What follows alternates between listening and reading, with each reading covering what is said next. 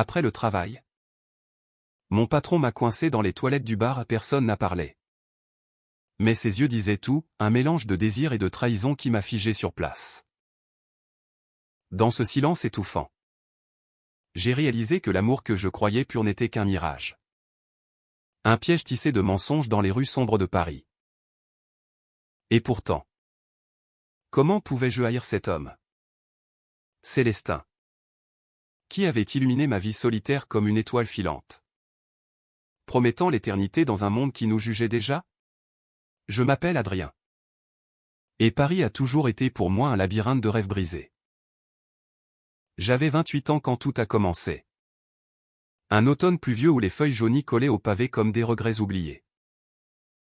Je travaillais comme graphiste dans une petite agence de publicité rue de Rivoli.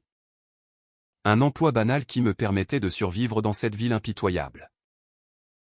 Mais au fond de moi, un vide immense grandissait. Un vide que je n'osais nommer. Être gay en France, c'est naviguer entre l'acceptation apparente et les ombres persistantes du jugement. J'avais appris à cacher mes sentiments. À sourire poliment quand les collègues parlaient de leur famille parfaite. Tout en me sentant comme un étranger dans ma propre vie. C'est là que Célestin est entré en scène.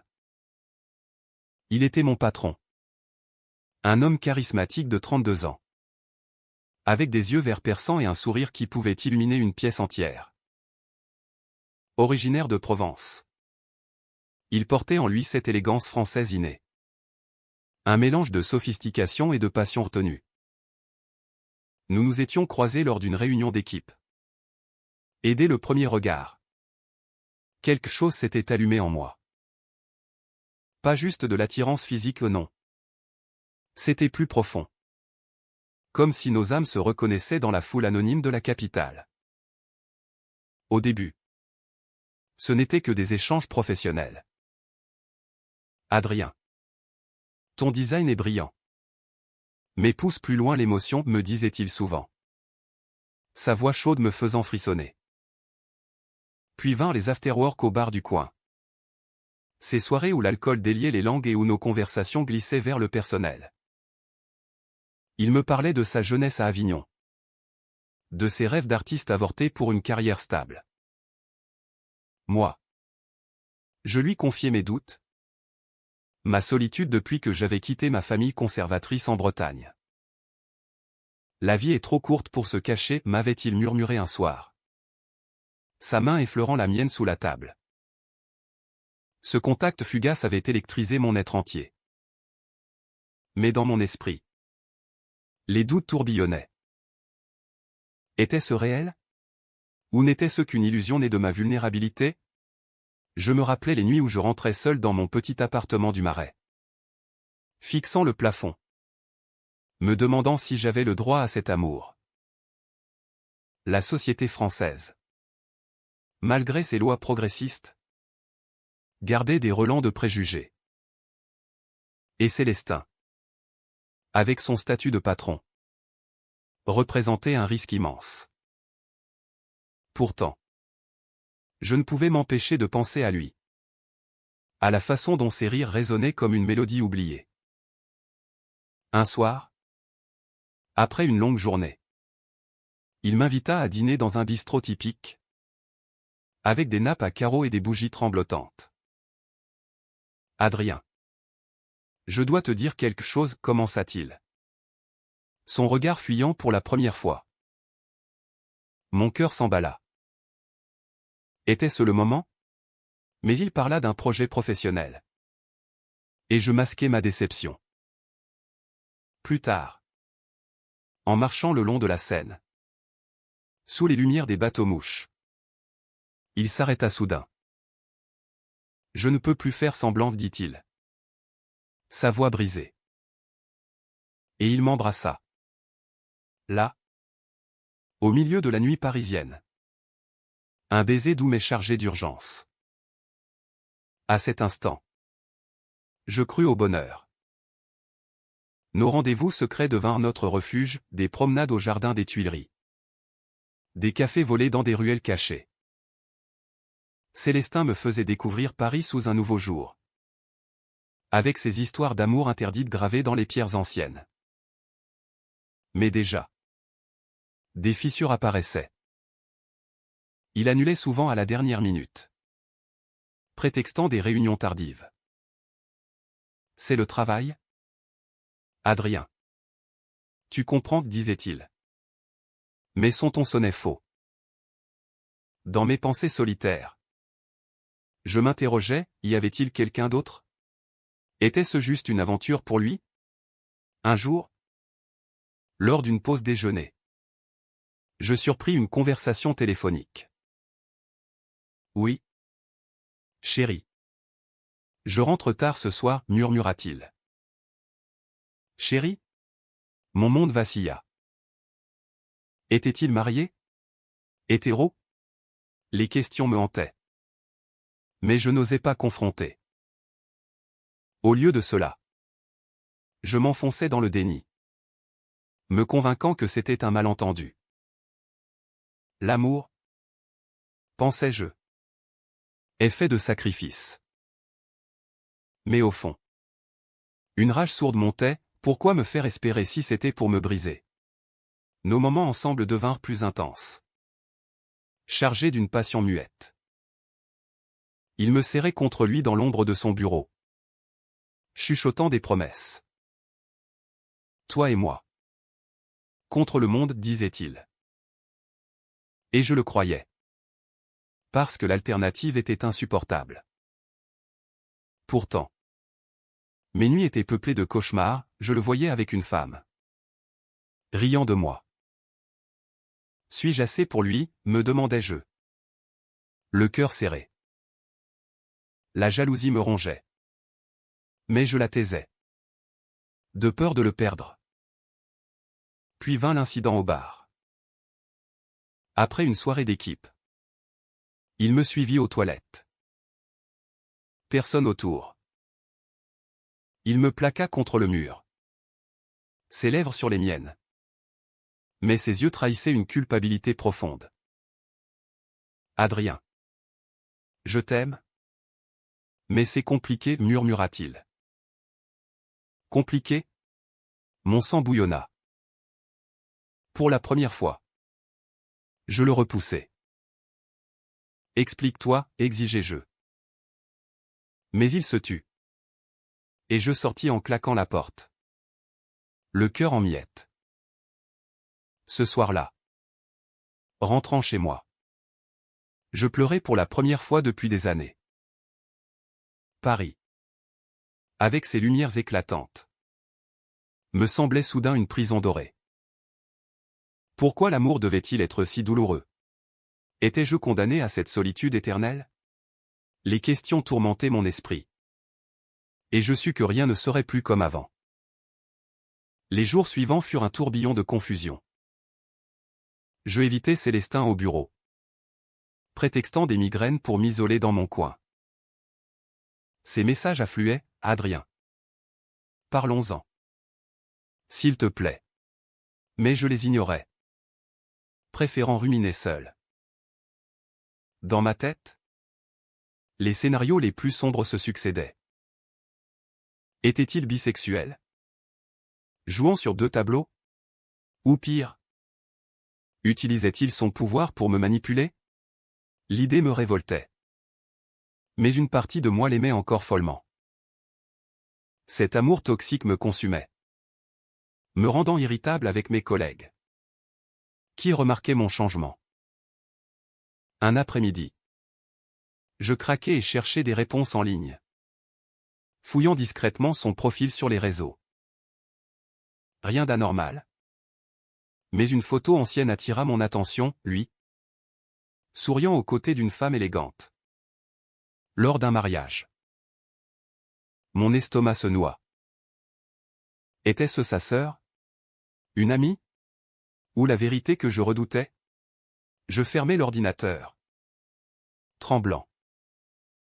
Pourquoi ne m'a-t-il rien dit, pensais-je. La trahison comme un poignard dans le cœur. En France, où le mariage pour tous est loi depuis des années. Pourquoi se cacher ainsi? Le soir même, Il m'attendit à la sortie du bureau. Adrien. Écoute-moi, implora Théil. Son visage marqué par l'inquiétude. Nous marchâmes vers un café tranquille près de l'Opéra Garnier. Assis en terrasse. Sous un ciel gris. Il avoua enfin, j'étais marié. À une femme. Ça s'est terminé il y a 2 ans. Mais je n'ai pas osé te le dire. Marié? Les mots résonnèrent comme un écho douloureux. Pourquoi? Demandai-je. La voix brisée. J'avais peur de te perdre.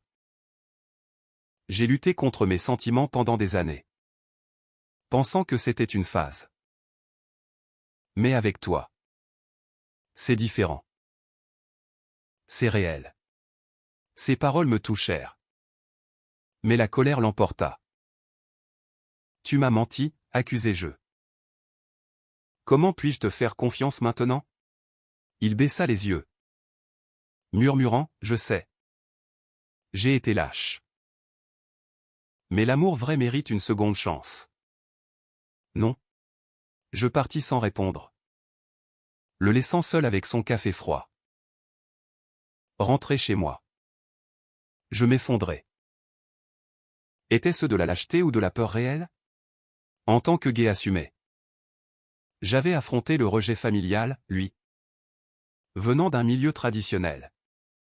Portait peut-être des cicatrices plus profondes. Mais cela excusait-il le mensonge?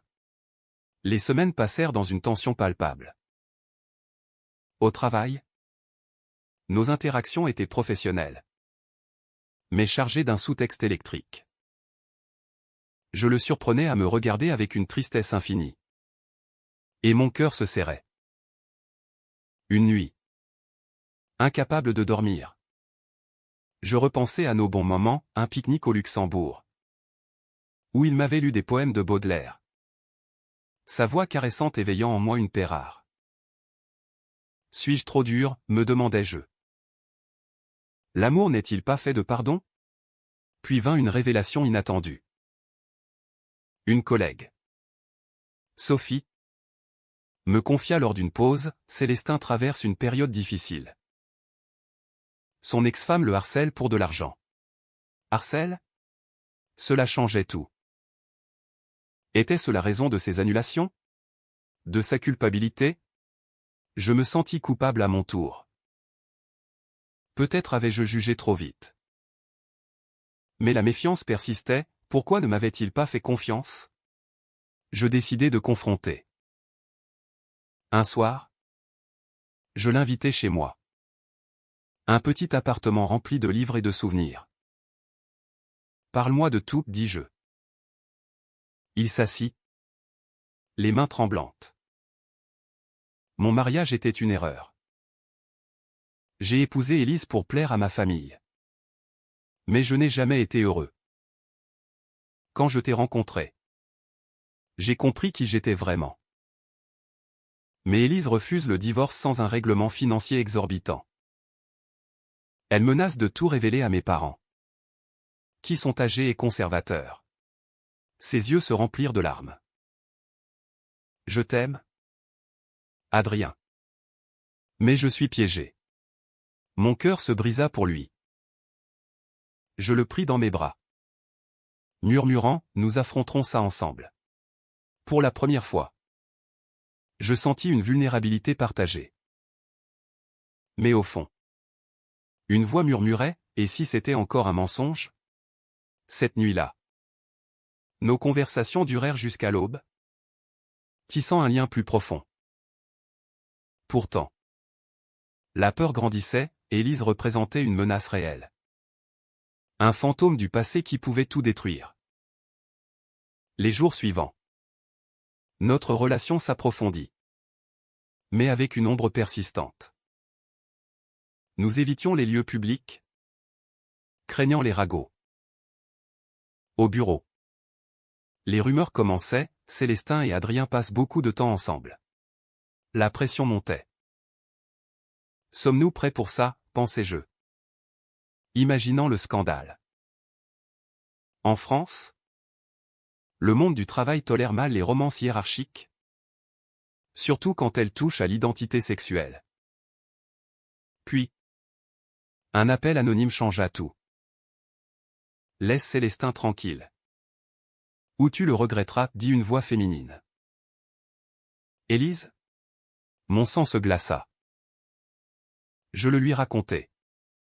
Et son visage pâlit. Elle est capable de tout, admit-il. La peur s'insinua en moi. Mais aussi une détermination farouche. Nous ne la laisserons pas gagner, déclarai-je. Pourtant, intérieurement, je doutais, l'amour valait-il ce chaos? La confrontation avec Élise devint inévitable. Célestin m'avoua qu'elle vivait encore à Paris. Dans un appartement chic du 16e arrondissement. Je dois régler ça seul, dit-il. Mais je refusai. Non. Nous sommes ensemble maintenant. Nous prîmes rendez-vous dans un café neutre. Près de la Tour Eiffel. Un lieu symbolique de romance brisée. En arrivant, je la vis, une femme sophistiquée d'une trentaine d'années. Aux cheveux châtains et au regard acéré. Ainsi. C'est toi. Le petit graphiste qui a volé mon mari, lança-t-elle avec un sourire venimeux. La discussion tourna vite au vinaigre. Célestin. Tu me dois tout, cria-t-elle. Ton silence? Tes mensonges où tu m'as humilié. Il baissa la tête, murmurant, je suis désolé. Élise. Mais je ne t'ai jamais aimé comme ça. Elle rit amèrement. Et lui? C'est ton grand amour? Un caprice gai pour te sentir vivant? Ces mots me transpercèrent.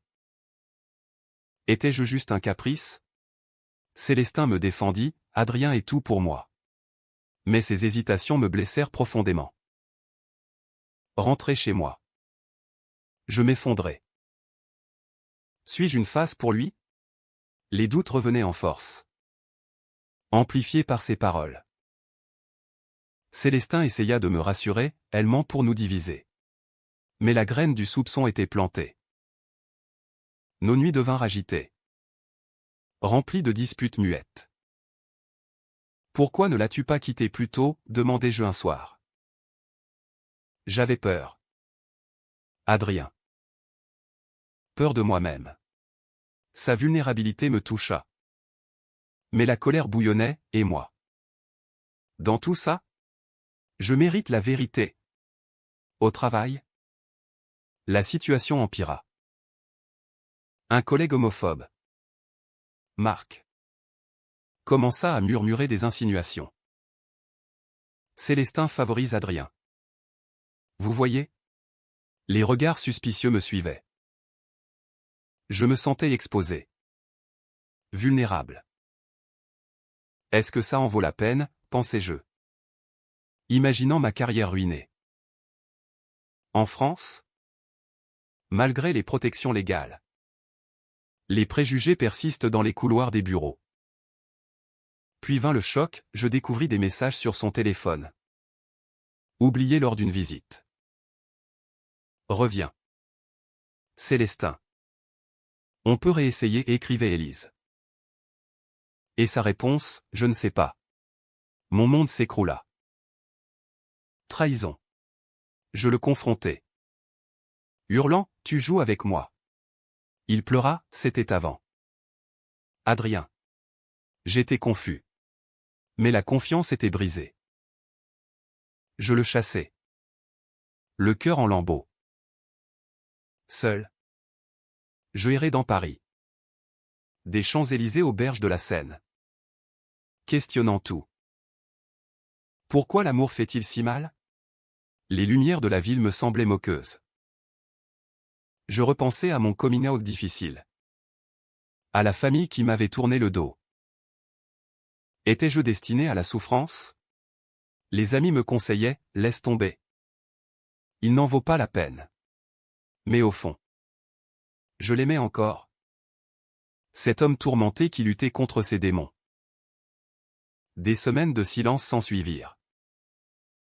Célestin démissionna de l'agence, prétextant un nouveau poste. Moi, je sombrais dans la dépression, passant des nuits à fixer des photos de nous. Était-ce réel? Une lettre arriva, Adrien. Je t'aime plus que tout. Mais je dois me trouver d'abord. Ces mots ravivèrent la douleur. Était-ce une fin? Ou un au revoir? Puis, un appel de Sophie, Célestin est à l'hôpital. Accident de voiture. Mon cœur s'arrêta. Je courus à l'hôpital Cochin. Le trouvant alité. Bandé mais conscient. Adrien, murmura-t-il. Les yeux humides. Élise. Elle a tout avoué. Elle m'a harcelé. Menacé. L'accident. C'était pour fuir. Je m'assis, tenant sa main. Pourquoi ne m'as-tu pas dit? J'avais honte. À cet instant, la compassion l'emporta sur la rage. Nous parlâmes des heures, dénouant les nœuds du passé. Sorti de l'hôpital, il choisit de porter plainte contre Élise pour harcèlement. Le procès fut médiatisé, exposant nos vies. Les journaux titraient « Romance gay au cœur d'un scandale ». Les réactions variaient, soutien de la communauté LGBT. Mais aussi haine en ligne. Suis-je prêt pour cette exposition, pensais-je. Terrifié. Pourtant, ensemble, nous affrontions. Mais un nouveau twist, durant le procès. Élise révéla un secret. Célestin a un enfant. Un fils de 5 ans. Issu d'une insémination artificielle pendant leur mariage. Choqué. Je regardais Célestin. Pourquoi? Il avoua, je voulais une famille. Pour masquer ma vérité. La trahison ultime. Un enfant caché. Mon esprit hurla, comment as-tu pu? Je partis. Dévasté. L'existence d'un enfant changeait tout. Théo. 5 ans. Blond comme son père. Vivait avec Élise. Célestin m'expliqua, je l'aime. Adrien. Mais je ne peux pas être le père qu'il mérite en vivant un mensonge. Ces mots résonnaient. Mais la douleur était viscérale. Tu m'as menti sur l'essentiel, criai-je. Comment construire sur des sables mouvants? Il pleura, j'avais peur de te perdre définitivement. Peur? C'était de l'égoïsme pur. Je pris du recul. M'installant chez un ami à Montmartre. Les nuits étaient hantées par des visions, Célestin avec son fils. Une famille que je ne pouvais rejoindre. Suis-je égoïste de vouloir tout, me demandais-je. En France, les familles homoparentales existent, mais les complications légales avec un ex-conjoint hétéro étaient un cauchemar.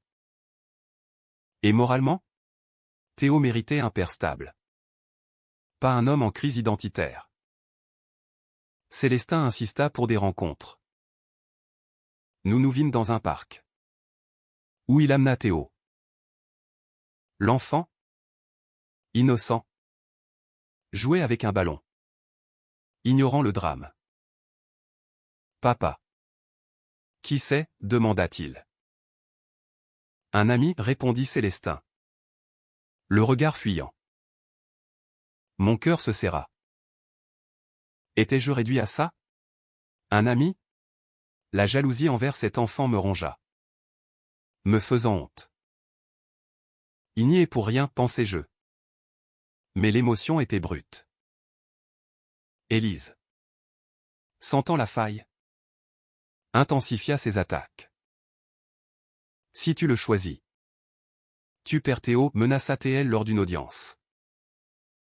Célestin vacilla. Adrien. Je ne peux pas abandonner mon fils. Ces paroles me transpercèrent. Était-ce la fin? Je hurlai intérieurement, choisis-moi.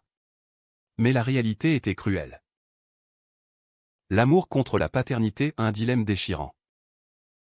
Dans ma solitude, je consultais un thérapeute. L'amour vrai libère.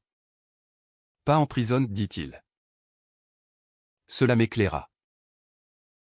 Étais-je prisonnier de cet amour? Les souvenirs affluaient, nos rires, nos confidences. Mais aussi les mensonges accumulés. Mérite-t-il mon pardon? La réponse était floue. Teintée de compassion pour son combat intérieur. Un soir orageux. Il vint à ma porte. Adrien. Je divorce enfin. Et pour Théo? Je lutterai pour la garde partagée. Ses yeux brillaient d'une détermination nouvelle. Je l'embrassai. Mais avec réserve. Et si c'est trop tard, murmurai-je. Nous passâmes la nuit à parler. Déversant nos peurs. J'ai été un lâche. Mais tu m'as changé, avoua-t-il. Pour la première fois. Je vis son âme nue. Vulnérable. Pourtant. Le procès tourna au vinaigre. Élise présenta des preuves falsifiées, des messages suggérant que Célestin m'utilisait pour son coming out. Le juge douta. La communauté LGBT se divisa, certains nous soutenaient. D'autres critiquaient les drames bourgeois. En ligne. Les insultes pleuvaient, traître, pour lui. Naïf, pour moi. La pression me brisa. Pourquoi tout ça, pensais-je. Au bord du gouffre. Puis. Un témoignage inattendu, la mère de Célestin. Âgée. Vint à la barre. Mon fils mérite le bonheur, dit-elle. Larmes aux yeux. J'ai été aveugle. Mais l'amour est l'amour. Son acceptation fut un choc. Pour la première fois. Célestin pleura ouvertement. Maman. Ce moment humanisa tout. Peut-être y avait-il de l'espoir. Mais le verdict tomba, garde partagée. Mais Élise garda la résidence principale. Célestin s'effondra. Je perds tout. Je le serrai, non. Tu m'as moi. Pourtant. Intérieurement. Je doutais. Théo deviendrait-il un obstacle permanent? Les week-ends avec l'enfant commencèrent. Et je me sentis exclu. Papa. Pourquoi Adrien est toujours là? Demanda Théo un jour. La réponse de Célestin, parce qu'il fait partie de la famille. Mon cœur fondit. Mais la réalité grinçait. Une dispute éclata, tu passes plus de temps avec lui qu'avec moi, accusai-je. C'est mon fils, répliqua Théil. La tension culmina. Peut-être qu'on devrait arrêter, dis-je. Le cœur brisé. Il me regarda. Dévasté, ne me quitte pas. Mais je partis. Errant sous la pluie. Questionnant mon avenir. Était-ce l'amour ou une illusion? La douleur était insoutenable. Un vide abyssal. Les mois suivants furent un purgatoire. Sans Célestin. Paris perdit son éclat. Je changeai d'emploi. Fuyant les souvenirs. Mais son absence me hantait. Ai-je fait le bon choix? Les amis disaient, tu mérites mieux. Mais au fond, je savais que notre lien était unique. Forgé dans le feu des épreuves. Un jour, une lettre, Adrien. Théo te demande. Viens nous voir. Mon cœur bondit. Je me rendis à son nouvel appartement à Belleville. Théo courut vers moi, Adrien. Joue avec moi. Célestin sourit tristement, il t'aime bien. Nous parlâmes. Et il avoua, sans toi. Je suis perdu. J'ai compris que l'amour vrai intègre tout. Même les complications. Ces mots touchèrent mon âme blessée. Lentement, nous reconstruisîmes. J'appris à connaître Théo, devenant une figure paternelle. Élise, apaisée par le temps, accepta la situation. Pour le bien de l'enfant, dit-elle. En France, où la tolérance progresse, notre famille atypique trouva sa place. Les week-ends devinrent des moments de joie, promenade au bois de Vincennes. Rire partagé. Mais les cicatrices restaient. Et si ça recommence, pensais-je parfois. Célestin, sentant mes doutes, me serra, je jure sur ma vie. Plus de secrets. Sa sincérité me convainquit. Notre amour, purifié par les épreuves, devint plus fort, plus humain. Un soir, sous les étoiles de la Côte d'Azur, un voyage pour sceller notre union où il me demanda « Épouse-moi ». Adrien. Les larmes coulèrent. Oui, murmurai-je. Le mariage, simple et intime, fut un triomphe sur les ombres passées. Théo porta les alliances, symbolisant notre famille recomposée. Aujourd'hui, des années plus tard, je regarde en arrière avec une mélange de phénix et de regret. Notre histoire, pleine de trahison et de rédemption, m'a appris que l'amour gay, en France ou ailleurs, est une bataille pour l'authenticité. Nous avons surmonté les jugements, les mensonges, pour une vie honnête. Et dans les yeux de Célestin, je vois l'éternité promise. La vie n'est pas parfaite, mais elle est nôtre, tissée de pardon et d'espoir.